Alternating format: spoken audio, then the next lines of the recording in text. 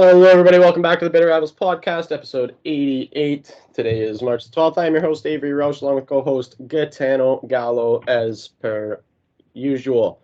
So last night, the Toronto Maple Leafs slapped the shit out of the Edmonton Oilers, and it was very, very fun to watch.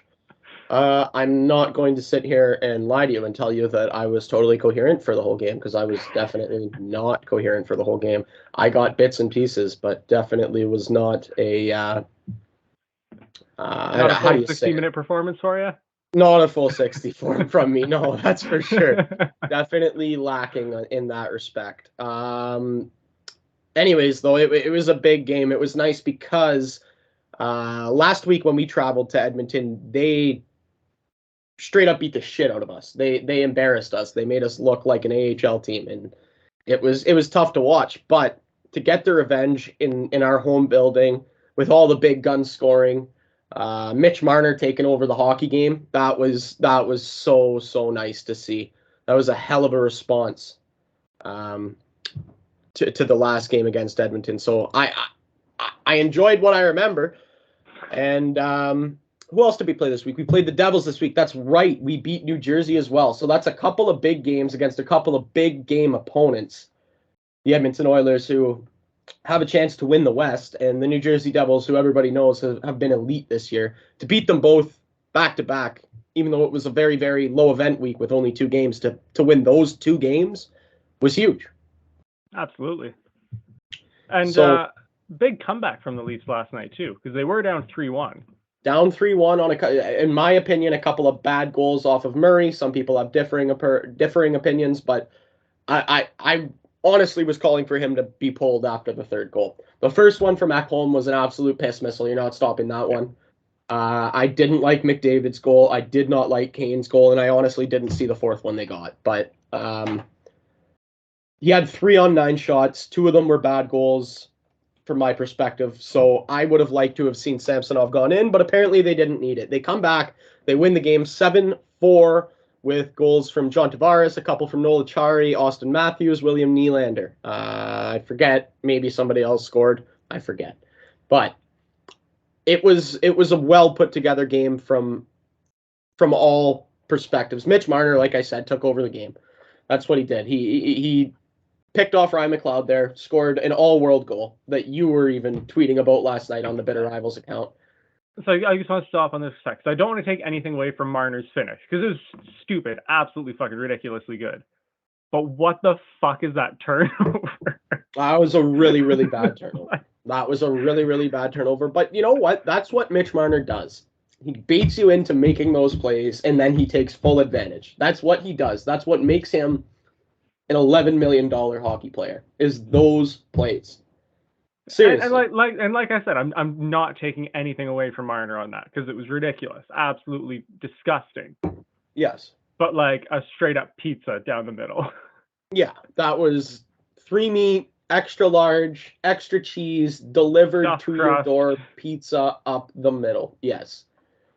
Like, Yeah. if you did that at the ODR, I'd give you a whack in the shins, Dave. Like, that's how bad it was. That was not good. Not a good play, but like I said, great players take advantage of stupid players all the time, right? And that's what Mitch Marner did.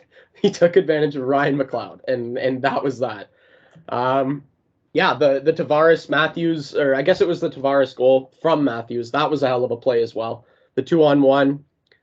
It was one of the most unique 2-on-1s I've ever seen. He had like a wide open clap bomb from right between the hash marks. I was like, what is going on here?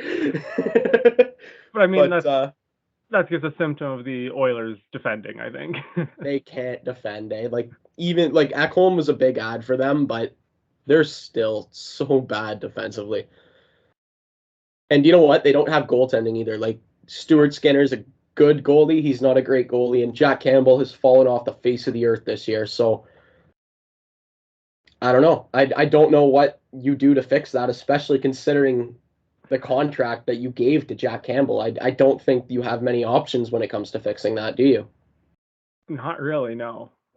So, like, I think Skinner and Campbell would be a fine, like, 1A, 1B if they had a better team in front of them.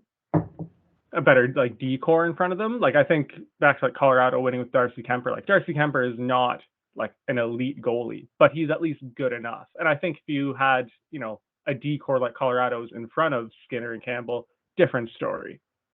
But they have like 1.5 NHL defensemen in front of them. Well, the like I said, the Ekholm ad was huge for them. Yeah, absolutely. The Ekholm ad is exactly what they needed, right? Is a stabilizing, big body D-men who can play gritty hockey, especially come playoff time. Because, like I just said, they could win the West. They're going to hopefully go for a deep playoff run. If you're Edmonton, you're hoping you're going for a deep playoff run, especially with Draisaitl and McDavid getting older. You want to make sure that you are equipping yourself for that time. Who cares about the regular season? Ekholm is a playoff type guy, right? Yeah. That's a guy that, like I said, gritty, big. We saw last night he can shoot the puck like what a rocket. That was an absolute piss missile that that was the only last night that I was like, Murray, what are you going to do there? Like, that was just like in terms of goalkeeping, not keeping that one out. Your defense, though, like, how are you letting him walk in and take that fucking shot?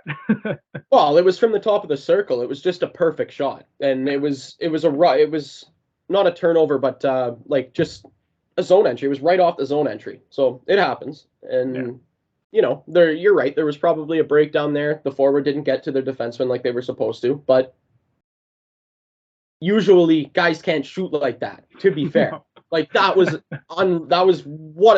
crazy. That was one of the nicest slapshot goals I've seen all year from any team. Like, that was electric. But anyway, moving on. What happened this week in Montreal? A lot of losing. Let's talk about it. A lot of competitive losing. That's kind of been the thing here. Competitive losing. Yeah, I saw you do double take there. Shootout loss to the Hurricanes. A shootout loss to the Rangers. Only losing 3-1 to the Devils. It was 2-1 with an empty netter. Like, pushing very good teams to the limits, but still losing. So it's been good. We also have been getting a couple guys back from injury. Caden Gooley is finally back after missing about 23 games. Already has 2 goals and a couple assists. So it's kind of good for the tank, bad results would be the best way to put this. Yeah. Bedard is really the prize, right? And I think that everybody in Montreal is well aware of that. So, yeah. And also, we were helped out by the Vancouver Canucks and Arizona Coyotes winning a bunch of games this week. So we are now 1 point out of the bottom 5. Yeah. So Bedard's getting closer. The sweepstakes are in full effect. That's going to be interesting, man, to see where that kid ends up. We'll talk about it more in later episodes as we get closer to the draft and as we get closer to the draft lottery. But I'm excited. I'm excited for that kid to make it into to become an NHL player. Did you see what he said? He had an interview on TNT, and they were talking about, like, do you pay attention to the standings? Do you ever think about where you're going to go number 1 overall? And he was like, well, I still got to put a little bit of work in. It's no guarantee that I go number 1 overall. And the guy looks at him and goes, Connor, I'm guaranteeing it. You're going first overall. Like, see, but like, I feel like that's just like the typical hockey player response. Cause like, yeah, it's no good. Connor, you could break both your legs tomorrow and you're still going number 1 overall. 100%. Like, for sure. But I mean, like, he doesn't break both his legs tomorrow, but you know what I mean. We're knocking on wood that's not happening. But like, even after they won the World Juniors, they were like asking him about like his tournament. He's like, no, like, I want to talk about the team. Like, this isn't about me. It's about the team. Like, I feel like that's him, and also just like, it's a very just typical hockey player answer. Can't argue with you there, and.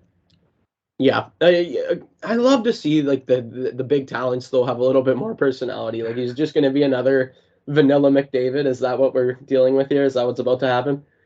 I mean, hopefully not as vanilla as McDavid, but like, McDavid is the most plain vanilla ice cream, no name brand from No Frills that you'll ever see. Like, that's what McDavid is, seriously. And I really hope that we don't get another one in Connor Bedard. Straight up, like, Wonder Bread, white bread. Yeah, like, it's you know exactly what you're going to get, and it's the last thing that you want to watch is Connor McDavid talk. Like, yeah, because it's just hockey cliches. yeah, it's pucks in deep. Glad to be coming back to my hometown. It's not too big of a deal for me, though. I got lots of family in the stands. Like, yeah, it's everything that you would expect him to say, he says. Yeah. It's ridiculous. So we talk a lot about referees on this show. All the time we talk about referees and how terrible they are. Different sport, different sport, but did you happen to catch Fred VanVleet of the Toronto Raptors roast the referee from his game? I did catch it, but I haven't seen. He definitely got fined for that, for sure, right? $30,000, which is literally like a $20 bill for you or me to Fred VanVleet. Did you see? Was it San Jose's coach that got tossed last week? David Quinn. Yeah. And he got what, 25 grand fine for that? Yeah. I think the point that I'm trying to make here is I would love to see NHL players do the same thing. Call out refs by name. How great Wes McCauley sucked tonight. How great would it be to hear Connor McDavid or Nathan McKinnon or Sidney Crosby or Auston Matthews, anyone, come out and say, Wes McCauley was fucking terrible tonight, was the exact words that Fred VanVleet used. How great would that be? I think it would be great. They deserve it. The refs deserve it. The refs are terrible in the NHL. They're some of the worst referees in all of sports. They deserve to get shredded. I don't disagree with you at all there. But I also feel like, especially the way the refs are in the NHL and how the league is, how like protective they are of them. Talk to Michael Bunting about that. No, how the league protects the refs. Okay, yeah, that's what I meant. But like what we're talking, and how the refs are also like a brotherhood, and they talk, and if you piss one of them off, you've got all of them against you, right? Exactly. That's what I'm talking about Bunting for. Yeah, and that's the thing. Like, I feel like because as a Habs fan, like, I would love for the Habs to call out Chris Lee. He is like the worst referee I've ever seen in my life. Just the worst. But like, if the Habs call him out, you just know every game you get Chris Lee in, and it's fucking like 40 a year, like you're getting nothing. Your players could get fucking murdered on the ice, and he will not call anything. And so it's not helpful. As much as I would love it, I would absolutely have loved fucking like Shea Weber and Ben Sherratt to rip him a new asshole in the fucking 2021 playoffs. But it's just not helpful, I don't think. Yeah, and we've talked about it before. They're just, I think all that really, like, on a serious note, all that we really need is some accountability, right? I just want to talk to them after the game. That's all we want. That fixes everything. Put them on the stand. Put them in a post-game, just like the players do, just like the coaches do. And they have to talk about it. Why don't the refs? Why aren't they held accountable for their terrible mistakes? Why aren't they asked about them? That's all we need. We just need to talk to them. We need to ask them, what were you thinking there? Why, when he got... What did you see? Exactly. What? We talked about it earlier this year. Who was it? Was it Connor Garland that just took a sucker punch right in the mouth? Yeah. Why didn't you call that? You're looking right at it. How is that not a penalty? Like, I just want an explanation as to why you think that clear violation of the NHL rulebook was not a penalty. And like, obviously we understand that refs, they do miss things, like things happen. It's a quick game. Human error. And that's things, we have no issue with that. Like, that's not the sticking point here. But like, if we're going to use the Victor Hedman, Connor Garland example, Sergachev. He sucker punched him right in front of the ref, and the ref just went, oh well. That's the thing. That's exactly what you're saying is true. Things get missed. There is human error. We understand that. Not everything is going to be seen by the two refs on the ice. I get that. But when you are directly looking at it, when the TV shows you with your eyes on the incident that was, like I said, a clear violation of the rule book, why did you not call that? Why did you not do your job there? I mean, Do you know what happens if I don't do my job? I get fired. So why aren't you getting fired when you don't do your job? That's the only question I have. The Leafs Oilers games last night, it was Bunting and Kane literally wrestled each other from one end of the ice to the other, like not even a joke. I know. And but nothing got called. And it should have been both, absolutely, or you pick one, but nothing. They literally fought each other the entire length of the ice. And it's like, what were you watching, refs? How did you not see that? Like, those rules aren't up for interpretation. The rules are very, very black and white. Most of them. Some of them I'll give you. There's a gray area, but most of the rules in the NHL rulebook are quite clear. That was a violation of those rules. Why is there no penalty? I don't know. I don't know what they're watching. I don't know who the fuck they think they are, and I don't know why they want to be heroes. But they do. So what are you going to do? What else did you want to get to? You wanted to get to the noise out of Philadelphia, which I touched on quickly on Top Shelf if you listen to that. But we're going to talk about it here too. You get double trouble. So, because I need to hear my voice talk about it because I'm an egomaniac. But the Flyers fired Chuck Fletcher, their GM, and brought in Daniel Briere. He was serving as an assistant, so he's the interim general manager for the rest of the season. Ave, I know you've already kind of talked about it, so just give us your take here. Well, I think the thing for me is I don't understand the timing of it. I think that it would have been a move to make mid-season, summer, anything like that. And I think it's probably a reaction to Chuck Fletcher's failed deadline because he had pieces that he did not move for assets that he should have moved. James Van Riemsdyk, namely. But what's the point of having a new GM after the trade deadline? Like, it's that simple. What is he going to do? He was already working in an assistant GM role. So it's not like you're trying to familiarize him with the team. It's not like he's new. He's been around the team. He knows what's going on. Why are you why not wait until the summer? I don't understand that.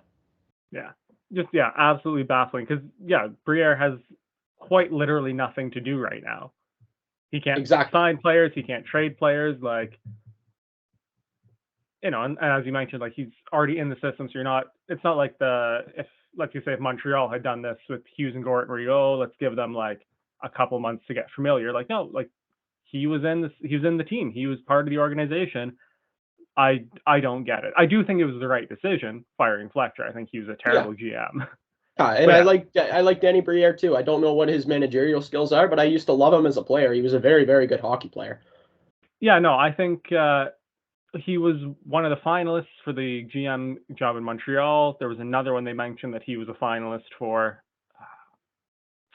Off the top of my head, I don't remember who recently hired a GM, but he's someone who's been a candidate for now for a couple seasons, and obviously he's showing something that he's getting those opportunities. Yep. So I'm excited to see what he does in Philadelphia. Hopefully, nothing too great because fuck him, I don't like them, but. Yeah, for him personally, I hope he does well. Yeah, and like we said, I think we're in agreement. It was the right move. Danny Briere is probably going to do good things for that hockey team. We're kind of lost on the timing. I don't understand the timing. Yeah, because even if they had fired Fletcher a week before the deadline and given Briere a week and the deadline, that would at least make sense. Yeah. Hell, you could have fired him on deadline day and brought in Briere on deadline day, and it still would have made more sense. Well, and the thing, they fired him less than 7 days after the deadline, which is just what's going on here? And it's obviously because they didn't like his deadline. Ownership was not happy with what Fletcher did. Chuck Fletcher, by the way, son of ex-Leafs executive Cliff Fletcher. Thank you, Dane Hanchero, for that information. We looked it up before the show, but never actually said it on Top Shelf, so that was fun. But, I don't know. I don't understand it, and it's that simple. I'll leave it at that. Yeah. All right. Any other news around the hockey world we need to talk about, Ave?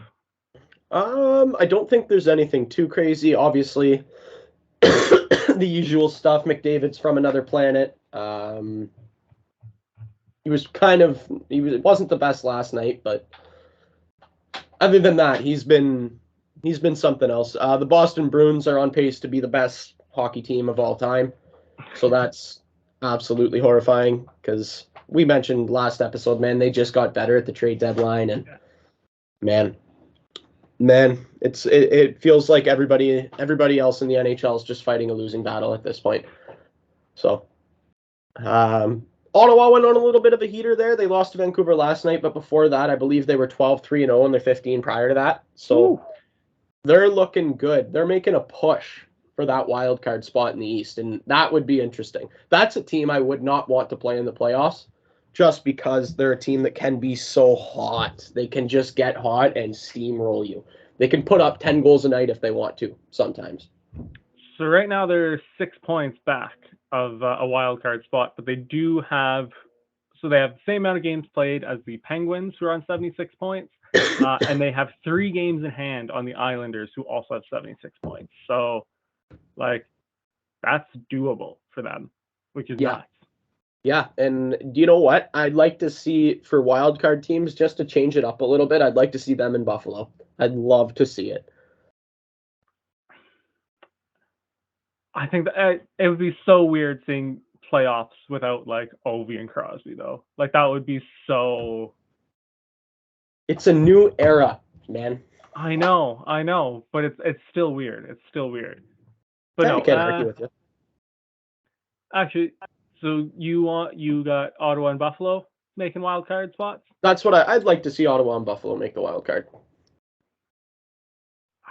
I'm gonna go. I don't want to go boring and say Pittsburgh and Washington, but I think it's gonna be Pittsburgh and Washington. Interesting.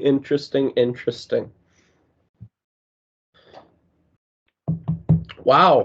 That is gonna be a tight race though. Like I said, only 6 points between the Penguins, who are in the first wild card spot, and it'd be 7 points the Sabres are back from. So, like, it's definitely, that's going to be a hell of a race with 15, 16 games left of the season. Yeah, it's chalking up to be exactly what the NHL is looking for, right? A nice tight playoff race going into the final few months of the season. It's fantastic to see. We're mid-March here, man. We're getting there. It's almost time. It is almost time. Like, it does not feel like it, but are we gonna hit? So we're not gonna hit 100 episodes until next year. We might with playoffs. With playoffs, like, I think if my math serves me right, if we keep up one a week for the rest of the season, I think episode 100 might actually be the one of the last ones of the playoffs or the draft. Okay. So, okay. That's interesting. I'm excited, man. I'm excited. It's a big time. It's a great time to be a hockey fan. Both conferences, like, obviously the East is just a bloodbath, an absolute bloodbath. And the West is, maybe the teams aren't as good, but it's a close race too. And yeah, I'm excited. I'm looking at it right now. Like, this could go. Yeah, this could go anyway in the West here. Holy hell. That's what I'm saying, man. Anybody could come out of the West. Seriously, anybody. It could be Colorado. It could be Vegas. It could be the Oilers. Like, it could be Dallas. It could be LA. The Oilers could potentially not even make the playoffs at this point still, too. Like, holy fuck. Exactly. They could either win or they could not make it. How crazy is that? How tight it is over there. Yeah, I know you guys talked about the the standings and the format for the playoffs on Top Shelf. And, like, it just, as much as I hate it, like, this season is like the first season in a long time where there's actually been, like, a real good playoff race. It's this format looking anyway. Fun. There's a lot, especially in the East. There are a lot of good hockey teams, man. Oh yeah. Like, so. Oh, there's hold only on a second here. There's only 3 shit teams in the East right now. Pardon? I said there's only 3 shit teams in the East right now. It's Columbus, Montreal, and Philly. Yeah. Like, everyone else, like, if Detroit made the wild card spot, like, you wouldn't be, like... I wouldn't be shocked, no. Yeah. Not at all. So, would Ottawa be in a playoff spot? No, they would not. They would not in the West. I was just looking. I was like, would Ottawa be in a playoff spot if they played in the Western Conference? But they would not. They're actually Anyway, in the same spot. do we have anything else that we need? Any other news that you can think of that we're forgetting about? Nothing major, but I will say the NCAA season is starting to wind down, so don't be surprised if you start seeing drafted players, or like eligible players, signing their ELCs and making NHL debuts in the next couple weeks. Yeah, Leaf fans, temper your expectations about Matthew Knies. I think he's going to be a very good hockey player, but he is not playing on the top line in the playoffs. And if you think he is, wake the fuck up. Come on. He's in college. He's never played a game in the NHL before. Stop it. Do you think that when his season's over that he will make the jump right to the NHL, or is he going to go another year in college? Or No, he's going to make the jump to the NHL, but I think that people are way too excited about him coming. Like he's going to be like Connor McDavid or something. Like, you guys got to realize, like, yes, he won the Hobey Baker. So did Jimmy Vesey. Jimmy Vesey's not a good hockey player. Did you guys enjoy having Jimmy Vesey, Leafs fans? Was that a player that you remember and you hold dear in your heart? No. So stop it. That's enough. He's never played a game in the NHL. Matthew Knies has never played a game in the NHL. Take it down a notch. Seriously. And do you know where it comes from? It's because everybody thought he was NHL ready last year when he said he was going to go back to college. And he wasn't. But people thought he was. So now his expectations for this year are through the roof. And they don't need to be.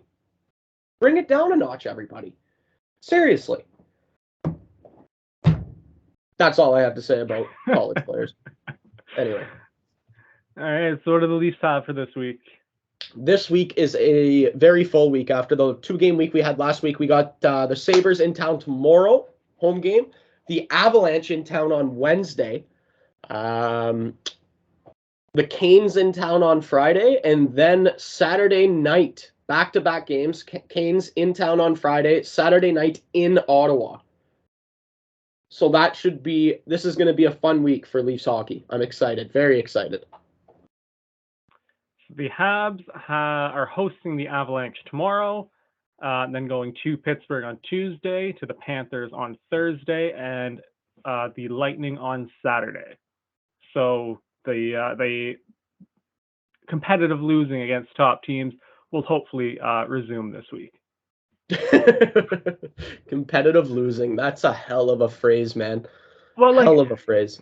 I know you didn't watch the games, but like the Habs played really well. Like for what they are right now, which is an injury-riddled bad team, to push like the Rangers and Hurricanes to shootouts, a 2 or a 3-1 loss to the Devils, like it's competitive losing.